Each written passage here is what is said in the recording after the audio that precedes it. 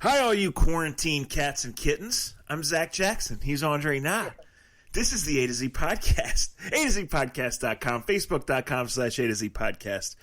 Our sponsors, as always, been with us a long time and still with us in this tough time. American Fireworks, Cleveland Scene, and the Honeymoon Grill. What a week it's been as this goes on. We're over a month in terms of everyone being cooped up and dealing with these difficult circumstances in different ways. We had our first holiday under quarantine. We will talk a little bit about that. I saw Andre for the first time in 2 months for about 30 seconds. We'll get to that story. Yeah, Dre, so, what the hell's going on in your life? Same thing was going on. Same thing going on in everybody else's. Happy Easter. Happy month into this quarantine thing. Who knows? Maybe 8 more months of it. Maybe 2 more months. Just we'll have to see. I'll admit something. I'm gonna be upfront enough, and I'm mighty positive in life. And I think if you listen to this podcast, you know that. If you're new here, some words get said sometimes. But I would like to think of myself, and I don't like to be stereotyped in any way or any form, but stereotyping happens. We all know that. There's a lot of truth to stereotypes, unless you're Kyle Newman or whatever that guy is. Kyle Larson. Larson, Newman, all those NASCAR guys got the same name. I'm joking. I got to admit, last week week and a half, it's been a roller coaster mentally. And I'm only saying these things out loud. I'm okay. I'm fine. I'm in a good place. I still like my kids. I think my wife and I still like each other. I don't know if my dad will ever learn how to use FaceTime, but that's nor here nor there. I can see up his nostrils, and I know his brain's working because that's how it looks. But I want to be upfront and honest. I think, and we need to do this in these times, and I'm not going to get all Kevin Love on anybody. But mentally, I think the big thing that we're going through, all of us right now, is how to wake up. I know we make all the jokes about every day is the same and all that other stuff, and it's true. But I'll admit, I've needed a kick in the butt here and there over the last week or two. Not so much sitting around feeling sorry for myself, Zach, but just sitting around just kind of moping because, it's like, what the fuck is next? What do I do next? How many times can I ride my stationary bike right around the corner with my kids, play, pop a shot with my kids, and not gain 300 pounds? I'm being open and saying, if you're going through that, and if you mentally are having moments where you're like, God, I'm going crazy, it's okay. That's natural. That's a part of what we're going through. It's a part of what all of us are going through. And I think if you don't admit that and say it, then you're lying to yourself. And lying to yourself right now ain't the thing to do. I always say in success and in life, you better have somebody, you ever have a no man, somebody to tell you no. And in this time of life and what we're going through, in my opinion, you need to be completely honest with yourself because it is a mental struggle. And the people that can overcome the mental struggle are going to be all right when we get to the other side. So find a way to be honest with yourself. Find someone to talk to. Zach ain't got shit to do. So he gave his number out a couple years ago. If you're really feeling down, call him, text him. He probably has you blocked on Twitter already, so good luck on that. So, yeah, I'm going to tell you one thing I do. And I don't know if I listened to this or if I just started doing it. But every day I find a positive and I say it out loud. I don't care if I'm in my living room or my car by myself, I say it out loud. I filled up the gas tank for $11.75 the other day. That was my positive, right? Ooh, that's a good one, yeah. Today, I took a nap for 40 minutes, got up, took a piss, and took another nap. And under normal circumstances, 10 days before the draft, I probably wouldn't have been able to do that, right? But, I did. Right. So, right now, I feel real good, and I feel real good, physically and mentally, probably as good as I have. So that's the positive. And it's little things you talk to people. Well, I'm not putting miles on my car, right. not doing this, both for my work and my personal. And sometimes, they intersect, people are answering their phones, right. because they're available. They're not judging 10 things. Exactly. And, you know, we work in the sports world and we don't know how that's going to go. And, you know, we'll see. And we've seen our coworkers furloughed. You know, we've seen, you know, I don't know. The only outright difference I know is you listen to the radio, the segments are longer because there's no advertisers, and that's scary as shit, right? Yep. It scares me because I worked in the business, and it's the first thing that jumps out to me, and you know that about me. Yeah. How long or how short commercial breaks tell me how much money's being made. Yeah. Yeah. So, yeah, like, I'm real fortunate with this draft, Dre, that I've had things to write, you know? Haven't had to write a bunch of cheesy bullshit things, one or two. That's fine. I was reading Twitter an hour ago, and people were like 18 tweet threads about the NFL's virtual offseason rules. I mean, nothing's worse than that, guys, but I kind of get it. Now, I would say, like, we have to make people read our actual articles, guys. But you know what, Michael Lee, who's one of my favorite writers in The Athletic, and not because I already knew him before The Athletic, but he wrote, like, to me, you guys have been writing about your favorite players or players you grew up loving. Yeah. And Michael Lee, he wrote a great story about Magic Johnson. And if people at The Athletic, hey, man, I ain't working. This is a good time to have the podcast. Anyway. Well, let's start right there. So today is the 13th, I think, and I think our last podcast was April 1st. And I would say a couple times we just missed each other, but a week ago tomorrow night, this is Monday night as we record this, I think, and I had to stop and double check, even though I know darn well Easter Sunday was yesterday. And I'm sure a lot of you guys listening can feel us on that. So last Tuesday night is when we had the nasty storms, and there were multiple tornadoes. Yes. They were nasty. One of them ripped down 619 in the Green area. That's about a mile from where I live. It ripped through a neighborhood in Barberton about 3 miles before it got to there, where several people that I know and care about live. I know people that didn't have electricity for 40 to 70 hours. I know people that got their houses crushed by huge trees. The golf course is still closed. The road is actually closed to the next 2 days during the workday so they can finish removing trees and stuff. I will just say this. I'm certainly no weather expert, right? But sitting there that night, it just sounded different, Dre. You know, like you could tell it was different. Yeah. And then the power had gone out, and so my phone was going in and out. But I was able to get on Twitter a little bit, and people were basically tweeting the play-by-play they were getting from Mark Johnson and from the local weathermen, and they were saying, you know, Brunswick, it's coming. Wadsworth, it's coming. Barberton, Green, it's coming. And so you could know.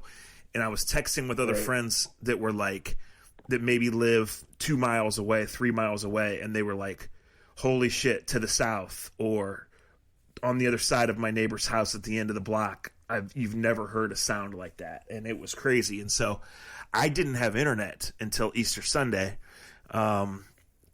So anyway, everybody's good. The winds today were scary. I don't think it did any damage. Glad to be doing the podcast, and I don't know what the hell we're going to talk about, but glad you guys are listening as always, and glad to be talking about it. Yeah, two things off of the things you said, because I actually pay attention now, because there ain't shit else to do but listen to you. First of all, as you said, and I'm glad you did this, because I am going to talk to you about the draft and how different it is and how you've covered them forever. We'll get to that, and how this is going to be one like never before. But you talk about being 10 days away from the draft and just having all this time on your hands, and that's not normal. No. Well, for me, in those moments that I was talking about where I want to get down and just kind of mope, Saturday night, because Jen, my wife is, and this is two stories that are going to make my wife a saint. She ain't perfect, but she's damn near perfect to deal with me. And these two stories will tell you why. I mean, because with my kids are 7 and 5 years old, and she showed me a picture from 6 years ago on Easter Sunday, Saturday afternoon, and the picture was of my kids and I, and them getting ready to take me, and my parents and her parents, and her getting ready to take me to the airport to go to Houston to start my career as the Indian sideline guy or whatever. And my kids were miniature. You know, like my son wasn't even 1 year old yet. Well, they're still miniature. Spoiler alert, but go ahead. Man, I hope you mess around and make a mistake and have a kid so my kids can get their ass. So, only on this podcast will you hear anything like that.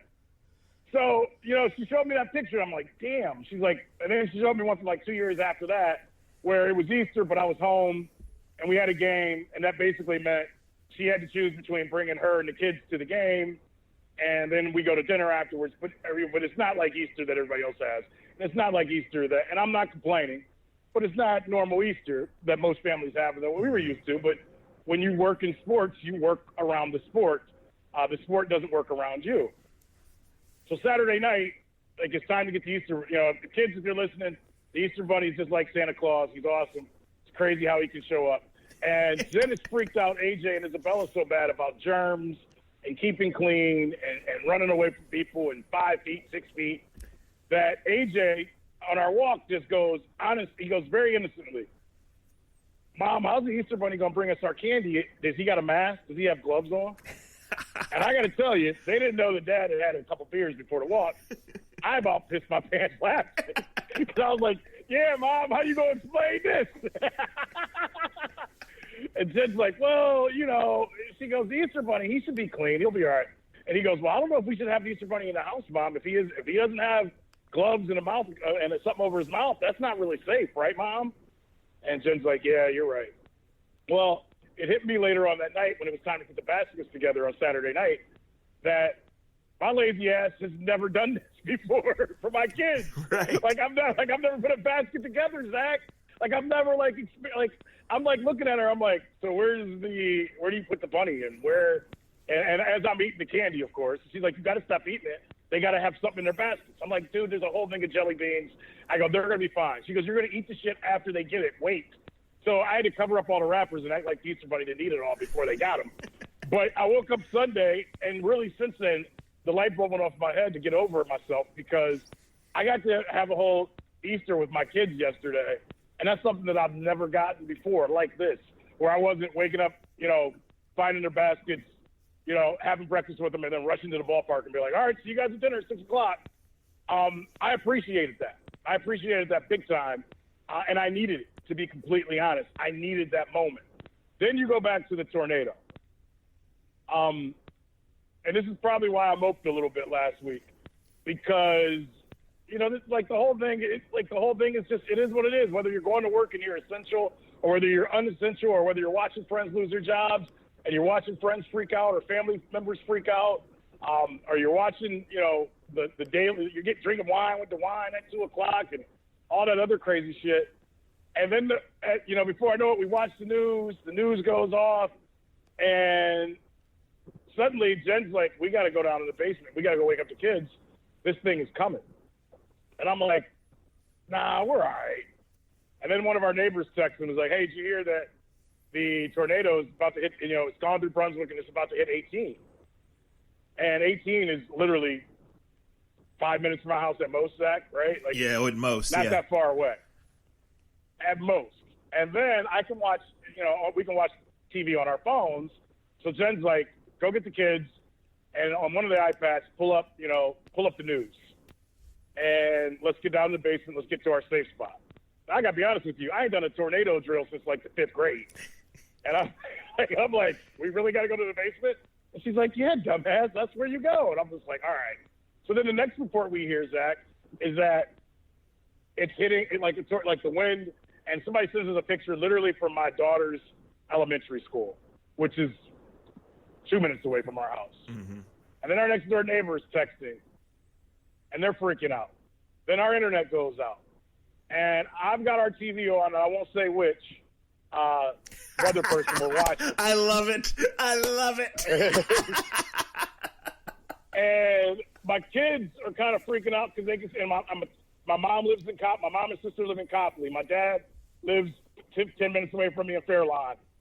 And my mind starts, and I'm usually pretty low-key about everything. It's like a trait that I got from my dad, where you lay low on everything. You freak out when you got to freak out. But it's hitting me as we're watching it. I go, "I'm going to fucking die watching blank tell me how bad it is. I can't fucking feel it, see it, hear it, and look at it." And I kind of mumble that to Jen, and she's like texting her parents, and she's texting the next door neighbor. She's texting my mom to tell my mom what we have.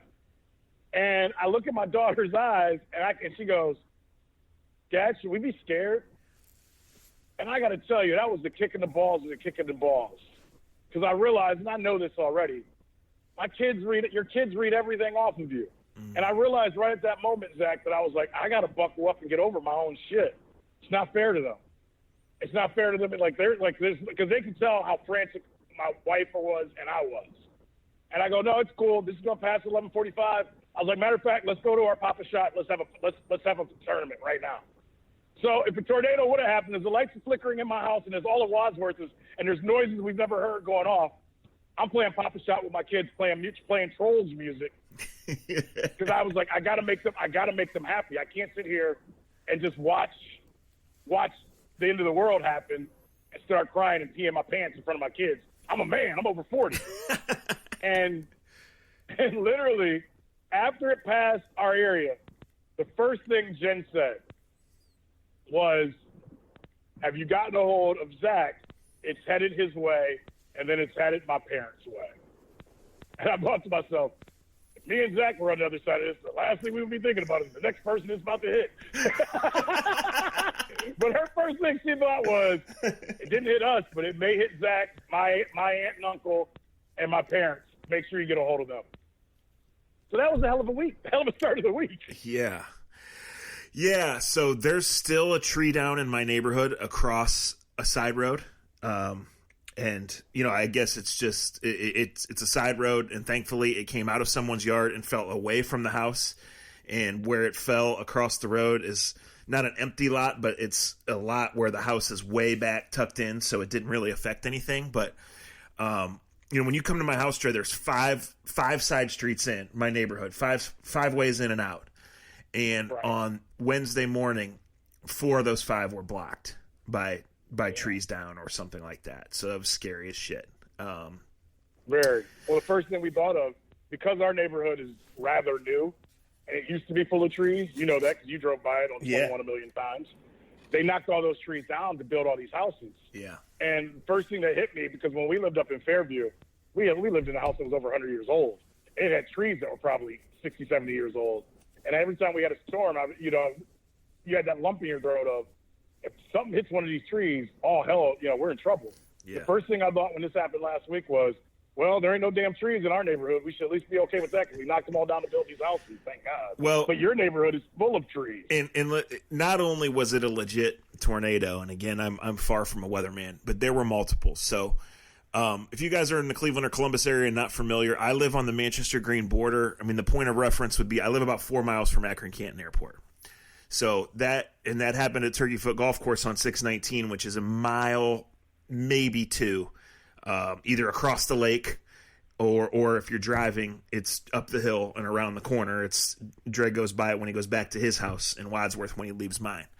But a tornado hit in Canal Fulton, which is probably 4 to 5 miles southwest of me.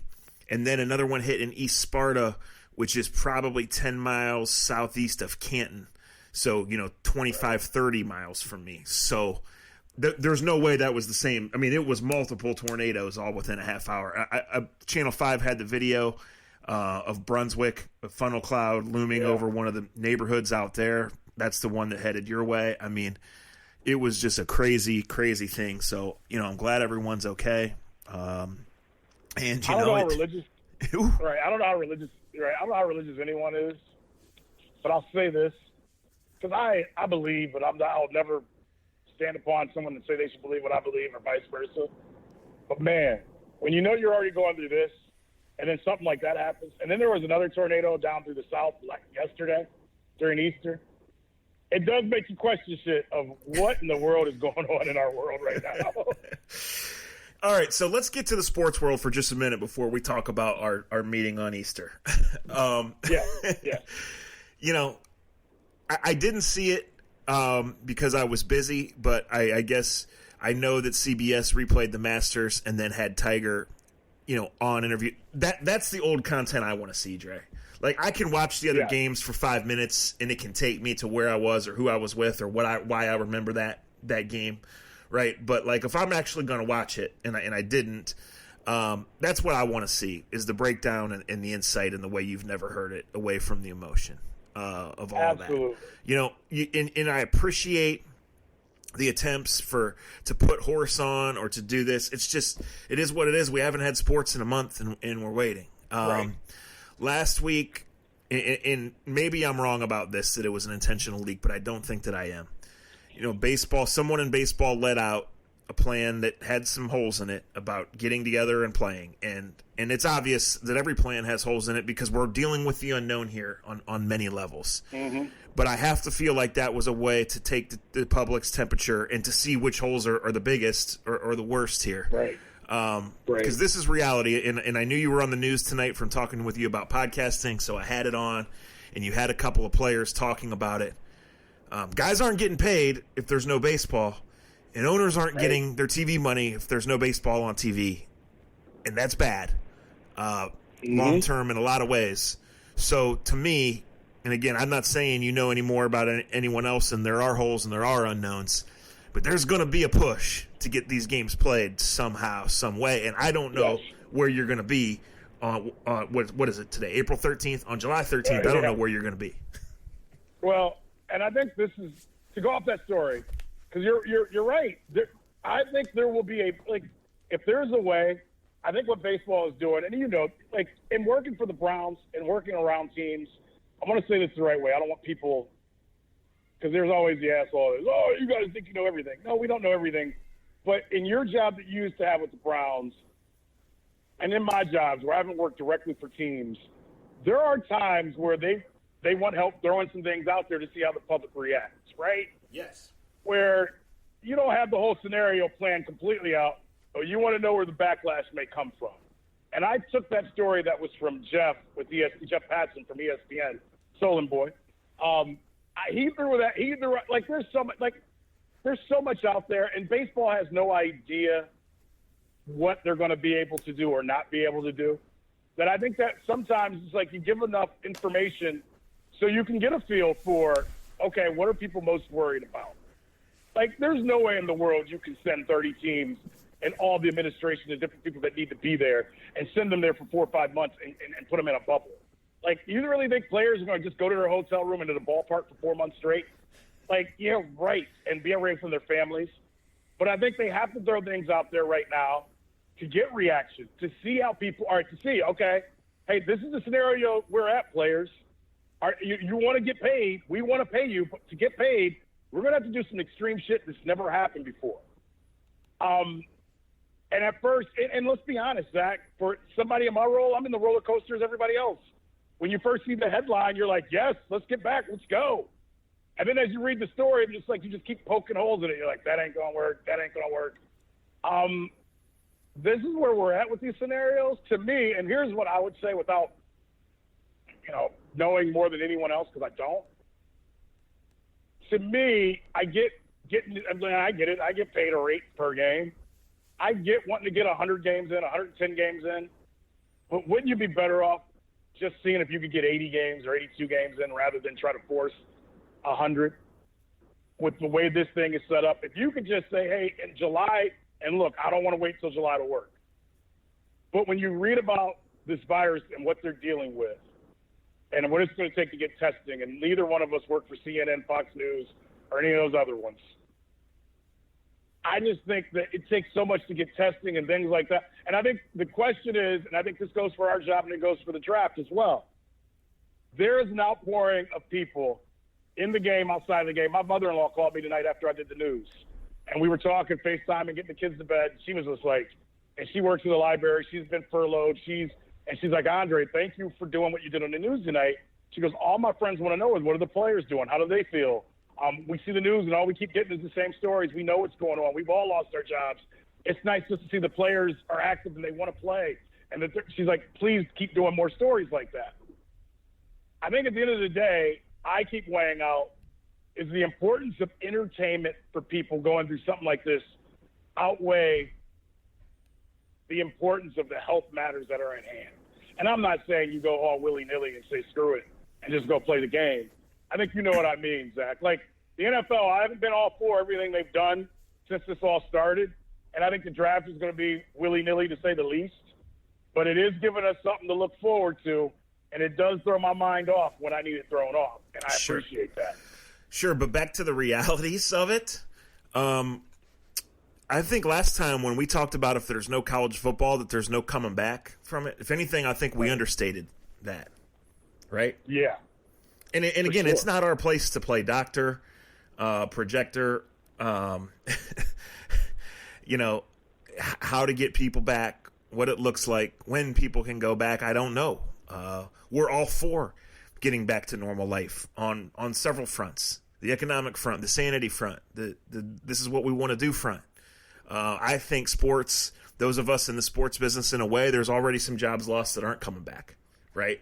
Right. Right. That's not me saying the wages lost by the part-time stadium workers here, who they're definitely not going to have it for X amount of months, or probably there's going to be no baseball in home stadiums.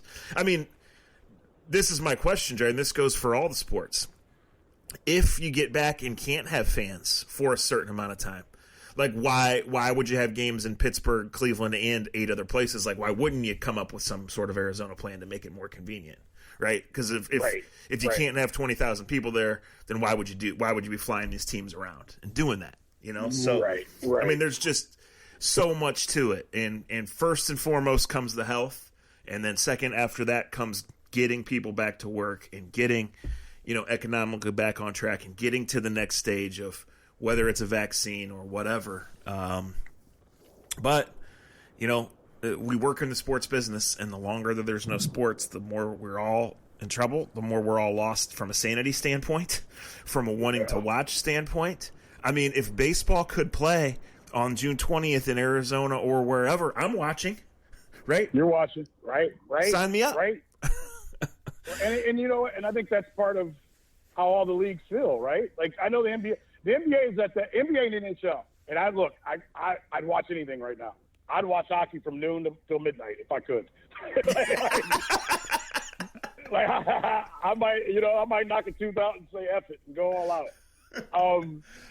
They all want to. Everybody wants to be, and I think, and I always laugh at this because so many times leaders of conferences and leagues, they'll say anything, but they want to make money.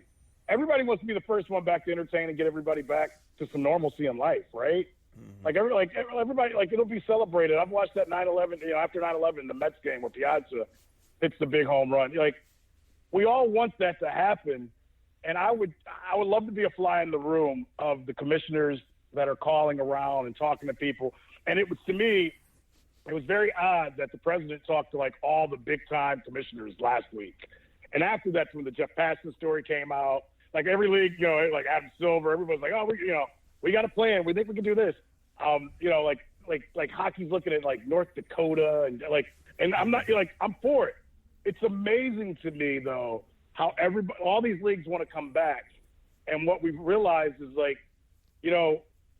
we all are kind of check to check, one way or the other, and you really see how everybody it may be different in dollars, it may be more zeros. There may be bigger houses, smaller houses, but man, you cut off the economics of America. It slowly but surely, it hurts everyone. And the sports leagues are a small part or a microcosm of our world, but it shows in that microcosm, if we don't have them, think about all the people that are getting hurt by not having them. You just said it. The Athletic had a great story about the Chicagoans that work in the ballpark splitting up $1 million amongst all the people that work in the stadium. And when I originally say, hey, we're going to break up $1 million for everybody, that sounds like, wow, that's great. That's a lot of money. That should help a lot of people.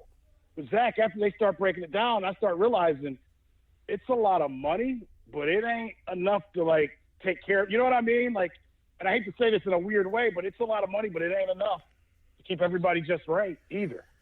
So Andre's doing a hell of a job endorsing The Athletic, unprovoked. I just want a reminder, if you guys aren't on board, there is a 90-day free trial. So all you do is click one of my articles, you sign up there, and it's free for 90 days. And I hope by the end of those 90 days, we got some real sports to write about and some plans to return to write about. Because in 10 days after the draft, I'm not sure what the hell I'm going to write about. I'll blame you. But we will see how that goes. Oh shit! I think I've done a real thorough job. I'm not sure who Andre's talking to right now. I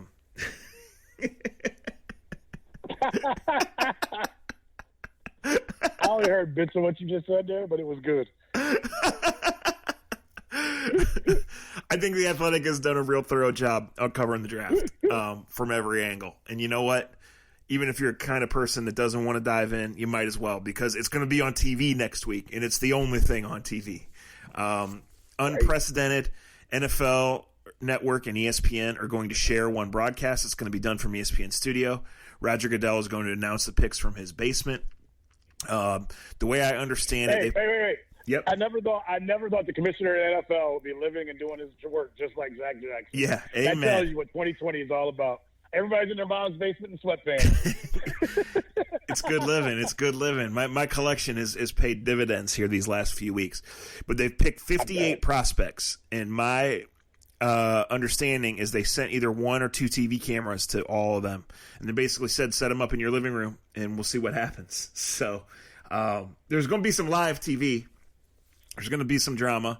The NFL has ruled that teams cannot gather at all. The facilities are closed, every one of them, until further notice.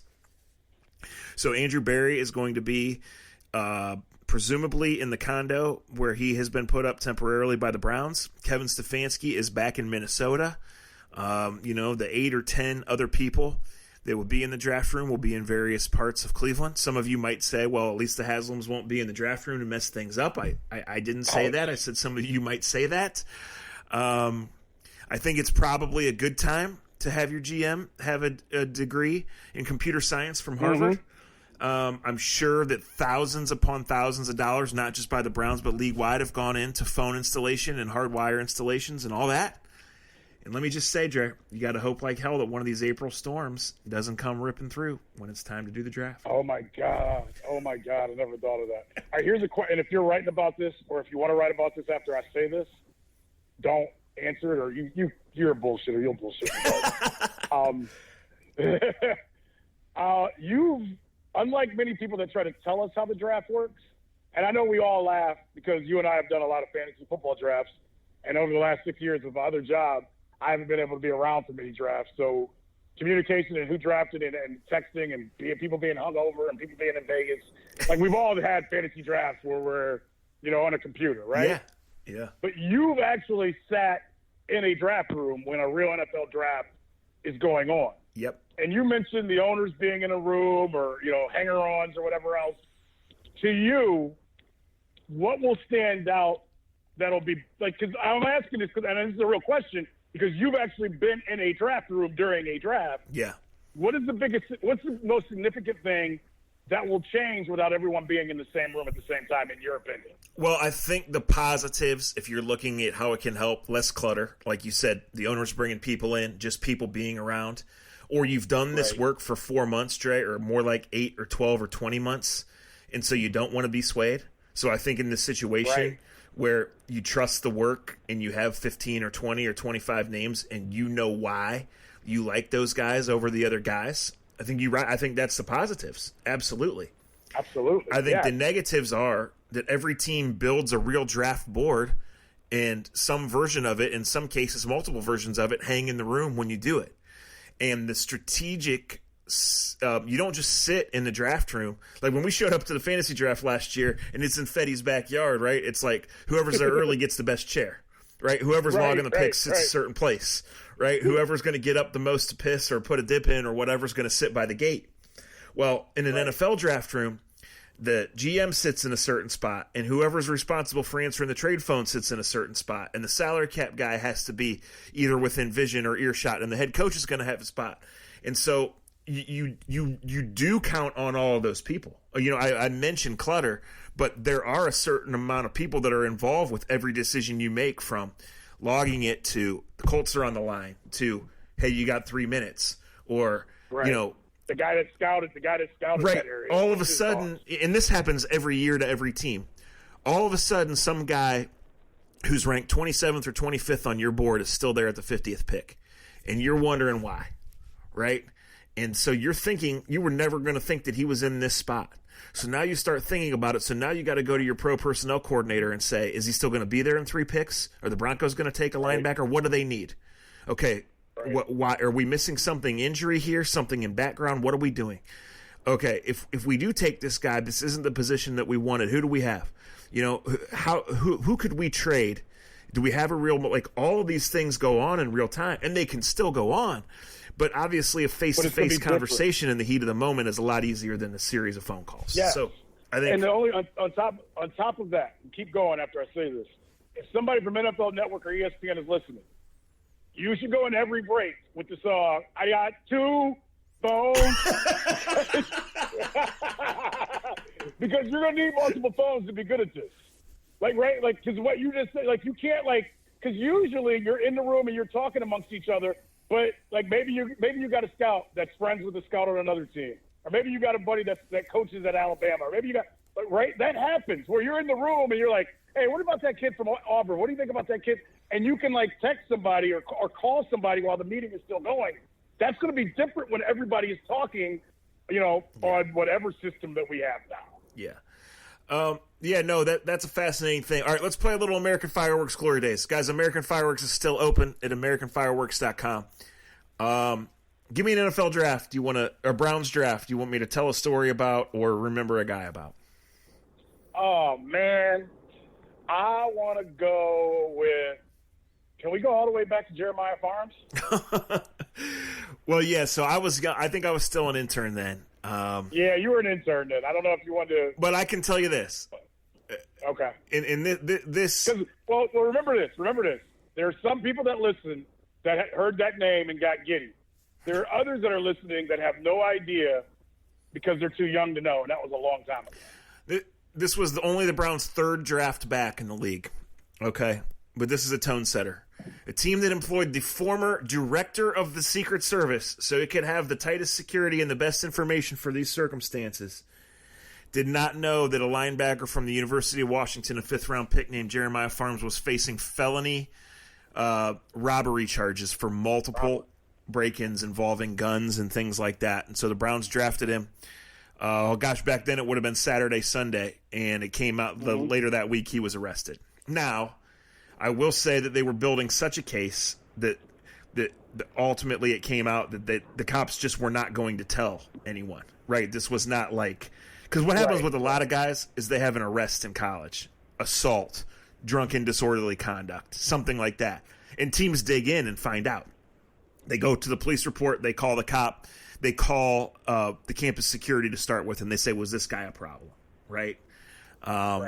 So they drafted a guy that not only never played a game, but he never made it to minicamp. He truly went to the California Penal League instead of the National Football League because the Browns drafted him, and unfortunately that was a tone setter. That's the draft where the Browns had graded LaDainian Tomlinson super high. Yes. And upon this is why A to Z is the shit. And I can say that because I listen to a lot of podcasts. We didn't plan this at all. No. And he knew exactly what I wanted to get to when I said Jeremiah Farms. And God bless you, Butch Davis, you crazy lady. Yeah, and as they really looked at the D-line, the scouts who had done the work, as I mentioned, for weeks and months and years in some cases, and certainly in this case, back then it was years of work because they knew they were a young team, an expansion team. They said Richard Seymour is the guy you got to have. And on the morning of the draft, Butch Davis and Pete Garcia decided to take big money, Gerard Warren. Yeah, and again, we talk about tone setting, and you talk in the gift of 2020, and that's the thing in the draft, a 2020 hindsight, which brings me to my next point. But anyway, when a guy is already called big money and he played in college, that's a red flag. And he eventually was just – we're in the draft season. We're in the draft season. Give the A to Z rule. If a guy is a shithead, giving him $17 million, or in Big Dummy's case, 36, ain't going to make him any less of a shithead. And the Browns violated that rule that time and time again after. It's about that time that the scout told me that rule, and it's always stuck with me, and I'm glad to be able to bring it to this podcast. Yeah. Let me make one more point about the draft. Okay. And I'm glad – I'm going to save one inside the draft room story at least for later, but I'm glad you brought that up. So we've had all these articles, and actually we did one at The Athletic. We did a 2017 redraft before any of this happened. We were just kind of setting the tone because after 3 years is when you can safely judge a guy, right? Right. So between that and listening to podcasts of redrafts and all this stuff that's gone on, I just want to say, like, we get so caught up in it now and what you need right now and who can help right now and what you know about a guy or what you have to do. Like, at the core of it, if you just draft pretty solid players, most of the time that's going to pay off. Like, in this draft, in this epic receiver class, there's 2 or 3 guys who are going to be stars. And you would like a lot of guys who are Jarvis Landry, who was a 3rd-round pick, right? Yeah. You would love a guy, Stephon Diggs, obviously, to be 5th round to whatever. But you would just like to draft a guy who's Tyler Boyd, who's Antoine Randall L., right? Yeah. Who's Devontae Adams, a 2nd-round pick. Player. Right. Like, yeah, so that's just something to keep in mind. That doesn't mean we won't argue and get worked up and whatever. That's just something to keep in mind as we go forward. Let me ask you this, because I'll admit, in this quarantine time, I don't react as emotionally as I usually would towards certain things. The Andrew Berry press conference last week or whatever else, and look, A to Z is not killing anybody. He's new at the job. I hope he does great. But the comment that stood out right away, and like I said, I didn't tweet about it. I didn't even text you about it. But I'm curious about it. Because in a way I agree, but I don't agree completely. But I can see where he's coming from. The tackle conversation thing that he said. That, like, he didn't put a big deal on left tackle, right tackle. And I get the initial thought process is the pass rushers are so good now that people, if you're a great pass rusher, you're not able to come out of the huddle and know where the great pass rusher is going to be every play. Mm-hmm. And it's been like that for 15 to 20 years, to be completely honest. When Strahan knew he could beat John Runyon up, he went to John Runyon's side. When he knew, so it's not like he's saying something that blew my mind, but it was the first time I heard someone that's actually doing the drafting, Zach, kind of come out and say left tackle, right tackle are pretty much the same to me. I just want the same, because we've both been around other GMs that are like, no, left tackle's premier. It takes different qualities. You need to be a little bit of a better athlete. You can't be a mauler type guy at left tackle. You got to have the quick feet and also be able to have the strength. For Andrew Berry to say that, it made me pause for a second, but it also made me think, is he setting himself up to possibly trade if the guy that he thinks will be a little bit later in the draft will be? Like, I looked at it from a lot of different sides. I didn't want to take it to face value of all these tackles are the same. I don't know. So I'm asking you, what was your initial thought when you heard the guy that's going to be making the decisions for the Browns say that? Well, it was his first jump off the page quote, right, in all his availabilities. Right. So that's why it's notable. But I honestly think, A, he was just trying to answer the question in a way of saying, guys, I'm not going to sit here and break down every player that we like and don't like because that would be giving it away, right? Right. And he was also saying, like, Jack Conklin is our right tackle, but Jack Conklin was a left tackle in college who was good enough to go in the top 10 of the draft. So let's not get caught there, right? And you're right. With the pass rushers, it did stand out, and Joe Thomas has said otherwise. And frankly, I think Joe Thomas probably knows more about playing NFL left tackle than Andrew Berry, right? No but doubt. I actually talked to our buddy Tom Reed about this today, about that quote and about some of the things we're doing. And I said, Tom, I just don't think it's a huge deal because, first of all, they might take a true left tackle. But, teams do move their pass rushers, and you look at Jedrick Wills, who might be the best of this group, and again, we don't know. And I'm so tired of you guys acting like you know everything. It's freaking offensive line play. I mean, come on. All right, I'm back. Jedrick Wills played right tackle. Jedrick Wills played right tackle for a left-handed quarterback. So, that's different to start with, right? Yes. And it was. I would just say this: it was Andrew Berry's first jump off the page quote, and in 2 weeks, and then in 2 years, we might have to revisit it, or they might just take a guy that's always played the left, and we'll never revisit it. So, just to me, part of the process. A lot of things get said. A lot of things get studied. To me, Dre, I think that's a lot of the lack of maybe sizzle for this draft here in Cleveland. First of all, people are tired of all the change. Second, third, and fourth of all, people got real-world concerns right now. And fifth of all, they're drafting a tackle, so what really is there to argue about? You know, Right. Like, that's just kind of how it is. It's not a sexy argument to argue about tackles. Yeah. Even though we have some that will. Yeah. Listen, like you said, if Joe Thomas says something about an offensive lineman, my ears perk up. Yes. When 95% of the rest of the world says something about tackles, I go about eating my bonbons and eating my Easter candy. Yeah. Here's the rub. I would say here's the rub with the whole thing. You know, the Browns are operating like they're ready to win now, and they're one spot they're missing on offense is a left tackle. You know, they're probably going to draft a 21-year-old left tackle, and he's going to have growing pains, right? And especially if it's Tristan Wirfs, who started their 3 games out of a 3-year college career and turned 21 2 months ago. Yes, you worry about that. However, in the long run, when you look at the scope of the number 10 pick and why you draft one and have him under team control for 5 years and let him grow with you and hopefully finally keep some people, some coaches, some front office people and let him grow together, it really doesn't matter because if he can play tackle and he's a good player, he'll eventually be a really good player. So that's what it is. I know for you, not to speak for you, but this is one of your favorite times of the year as a writer. How much of a kick in the balls has it been not to do with? And you're not like you don't. It's not like you're trying to. It's not like you do 18 mock drafts like some people that shouldn't have their jobs anymore. But you like finding the stories where these kids come from, finding the local stories. You have an abundance of coaches and guys that you just know around the league that you're able to kind of put information together with. Mm-hmm. How weird is it not to be on college campuses and kind of finding stories? Like you made me call Darno for like 6 months because you went to California. Like I'm saying this as because there's certain things about our lives you're not going to brag about because it's about you. I know this is the time you thrive usually. So how different has this been and how difficult has it been? Well, I was supposed to fly to Iowa to go to Tristan Wirfs' Pro Day and spend a couple days in his hometown. And I was supposed to fly back to Columbus to then drive to Kentucky to go to Mekhi Becton's Pro Day and then go to Kentucky's Pro Day the next day. So obviously all those got canceled and it didn't work out, so that is disappointing. Last week, the reason I had to fill my tank for 1175 is I drove out to Youngstown and I sat at an appropriate social distance on Lynn Bowden's grandmother's front porch and talked about life and football with Lynn Bowden, who I think might be the next Josh Cribbs if he gets drafted to the right system. So I'm still trying to do that, and that story will come out later this week. But you're right, it has been totally different. And, you know, I would say the good news, Dre, is coaches and scouts I know, they're on their phones, so I can get them to answer questions for me about a guy or, you know, what they feel, what they hear, you know, what they've been. And frankly, they're reading everything too.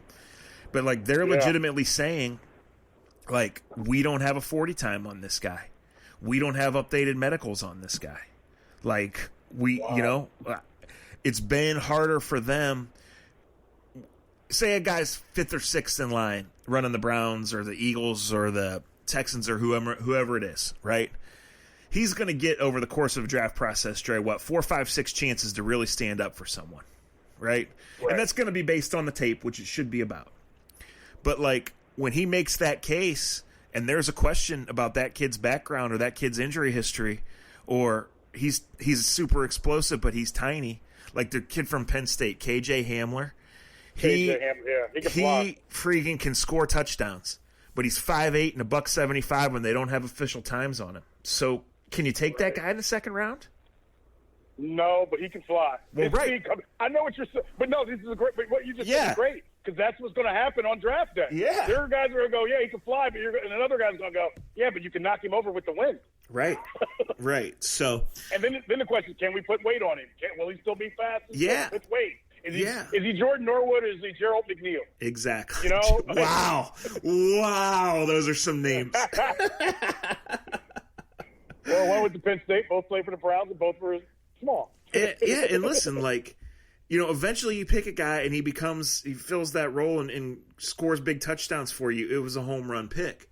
But, like, in the second round next week, this Browns team has to nail that, right? And they're not gonna take a receiver in the second round. Certainly not a 5'8" one. I would think. I'd be shocked. They got defensive needs. So that's kind of the rub is there's about 3 starting jobs open on defense. There's only 1 on offense. It's probably going to be a 21-year-old kid. So Yeah. Can he play left tackle from day one, especially without an offseason or with an abbreviated offseason? That's a hell of a question to ask. Should that affect your long-term thinking? No. But is it going to in some cases? I don't know for the Browns, but is it going to in some cases? Sure. Yeah. Well, and I'll say this. Because of the situation we're in, we may have the least, and I've been thinking this for a couple of weeks, and this is me thinking positively that football will start on time, but obviously without OTAs, mini camps, and things of that nature, the draft of free agency may be, I want to say this the right way, it may not have the effect that it usually has, because I think the best teams are going to be veteran teams that already know how to do it. Because if you're implementing Browns, you're implementing new offense, new system, new ways of doing things, you're not going to get a lot of time to put everything together. And you're not going to get a lot of time to develop that 4th round, 5th round pick that you usually would get. Because let's be honest, in the normal dates and times, you draft a guy next weekend, you get him into your facility 4 or 5 days later. You can put him on a weight program or the system that you think that you can put him on. So by August 1, you at least have that guy with the knowledge. You know, like you can give him a real reason why he's going to be on the team or not. Now it comes down to you may not see that guy in your facility if you're lucky. Yes. Early July, mid-July. Yeah. It's going to change the game, Zach. It's going to change the game. If you have to play Chris Hubbard at left tackle for 8 or 12 or 16 games, you're probably going right back to the top 10 of the draft. However, right. I think part of the reason the Browns didn't cut him is they know they're going to have a green left tackle in a situation where that guy's not going to get any off season. So you got to plug in a guy, or you got to group. You know, why would you let Chris Hubbard go for nothing when he's played 6 NFL seasons and has played every spot on the line? Right? Maybe right. not well, right. but he's done it. He's right. already on your payroll. He's right. already in your facility. He's willing to take the cut. I think it might not matter, and the Browns hope it doesn't. But that, to me, was a really shrewd move. It could pay dividends later. It really could. All right. It really could. Let's see. Yeah, I'll save the rest of my draft thoughts for later. Let's talk about Easter. Right. I got to get out of here, so let's talk about Easter. Let me. I'll start by you. Start. I kind of told an Easter story earlier. I don't get to be around my family a lot usually on Easter, and I'm not complaining. The one saving grace that I continue going back to, whether I'm trying to cheer up my friends or whether I'm trying to cheer up myself, is I'm getting a lot of time with my kids at an age and anybody that's a parent out there, they know this. 7 and 5 years old. Like my daughter is freaking grown up. She's a lot, and I love it. And she's smart as shit. My son is in a different stage as well. So I've got to see a lot of things with my kids that I usually don't see. Usually we have these great spring trainings together. They know towards the end of spring training, Dad's about to be gone. Even when he is home, he's here for us with breakfast, and then we don't see him. I see him in the morning and see him in the afternoon when school's out, and that's about it. Then I leave again. It is hard, but it's our normal, if that makes sense. And our normal is, and I'm sure my kids, there are days in the middle of the afternoon, I'm sure my kids are like, when the fuck is baseball going to start? So leave us the fuck alone. I'm sure my kids feel that way. And I feel the same way at times.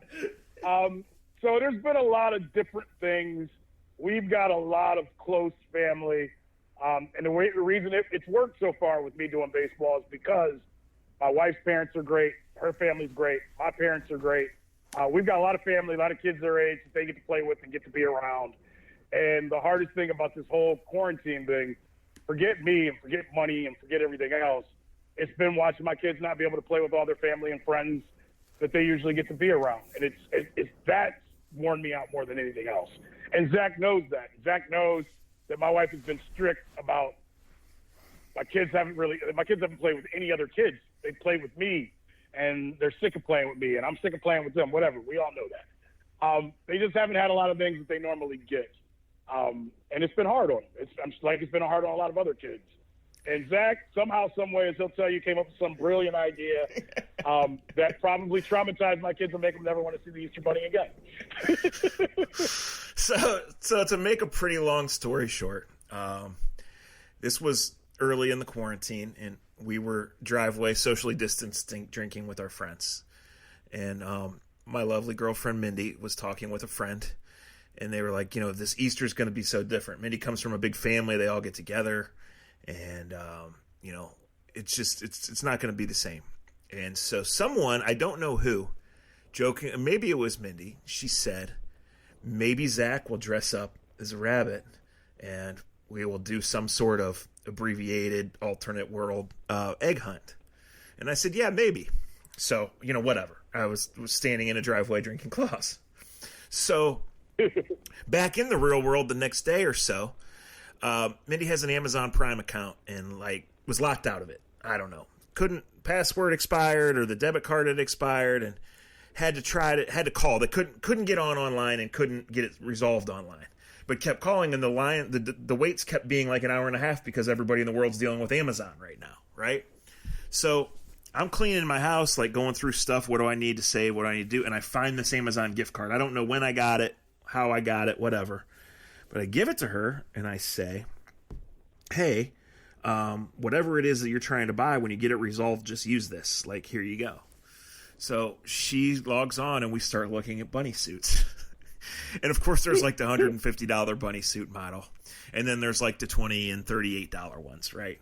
And I'm like, listen, if you want to do it, I'll dress up and do it. Whatever. Make some people laugh. I said, but the cheap ones, it's probably not going to fit my fat ass. I can't imagine it's going to be worth a crap. It'd probably break coming out of the box. So it shows up, and we open it up, and we're like, oh, my gosh, let's do this. So I tell Andre, hey, I'm sure you guys are going to be home on Easter. You've been home for 4 weeks. Uncle Zach might stop by in an Easter suit. And he laughed, but I don't know if you really thought I was going to do it or not. Well, sometimes you get on the claw, we talk a lot of shit. That's rich for you to say somebody talks a lot of shit. So anyway, I got a box of claw and threw it in the back of the car. And Mindy, bless her heart, made bags of candy eggs for different groups of children, starting with the Knott family. And we got in the car and drove to Wadsworth. And we stopped in the neighborhood. I was half dressed in my suit. We pulled in a random house in Andre's neighborhood. It didn't look like anyone was home. I put on my full bunny suit. I called Andre. I said, get your phone ready. He calls me. Get your phone ready. I'm like, oh, shit. So we pull about 2 streets over. We pull up, and I look in the door, and there's the Knott family, combined 11'7" among the 4 of them. And AJ is just looking at me. He's looking at the bag in my hand, and he's just thinking, man, there's probably some candy in there for me. And Bella is looking at me like, what in the world is going on? So when I tell you I hop out of the car, I literally hopped out of the car. Yes. And that's why I didn't tape it, because I was like, what is he doing? So Andre is laughing so hard he couldn't record it. So I had in my hand 2 White Claws and a bag of eggs full of candy for the kids. So I came up, I reached in, I dropped the bag for the kids, I dropped a White Claw for Dad, I popped the other White Claw, I stone colded it, and I hopped back to the car. And over the course of the next couple of hours, we repeated this at 4 or 5 of our other friends' houses. Only one of them knew I was coming at all. Just called and said, hey, be there in 5 minutes. Want to drop off something for the kids if you want to leave the door open or open your garage or however you want to do it. I hopped around, drank some claws, everyone left, and even though we didn't get the full video, which would have been hilarious, we still got enough still pictures and a little bit of video to make a laugh on Instagram. So I set out to make some people laugh on Easter, and darn it, I succeeded. And that's my good deed for the year 2020, and we thank you for listening to the A to Z podcast. I got to tell you, and the best thing is he drives off, and you can see the shock in Bella's face. Bella's just like, what the hell just happened? AJ goes, and this is how I know he's my son. Dad, the beer rolled off into our garden. He's like, Dad, you got to get the beer. It fell off. I'm like, and you're like, yes, I will. I will get it. I will get it, son. Thank you. And then as I go out to get it, AJ goes, hey, grab a bag of candy too. It was needed. It was much needed. It was appreciated. In this day and time with everything that's going on, a moment like that where you're not worried about anything else and you can just actually have a real belly laugh, it's appreciated. They got the Knott family to laugh like we haven't laughed in over a month. So we thank succeeded. you very much. Hey, guys, what's going on at the Plain Dealers and Abomination? Our friends at Cleveland Scene have been all over it. They need your clicks. Deliver it. Our friends at the Honeymoon Grill, they're open every single day for online and curbside and all of that. Look them up. Go there if you're in the area. American Fireworks have been very good to us. They've been very good to A to Z listeners. they're still open. Buy a gift card for later. Or, shoot, if you're going to be stuck at home, hopefully the weather's going to turn here in the next week or so. Buy some fireworks, AmericanFireworks.com. We thank you for listening. We got I got my internet back. The weather's going to stink. We're not going anywhere. We promise we'll have another podcast for you later this week. Thank you, honestly. Absolutely. Thank you guys for listening. Thank you guys so much. Hey, what we said in the beginning is real. If call Zach up, text us, tweet us. It's real, but we're going to be here. We're going to survive. And if you mess with us enough, we got an Easter Bunny that's going to show up to scare the shit out of your kids. Konnichiwa, Easter Bunny. We'll see you next time on A to Z.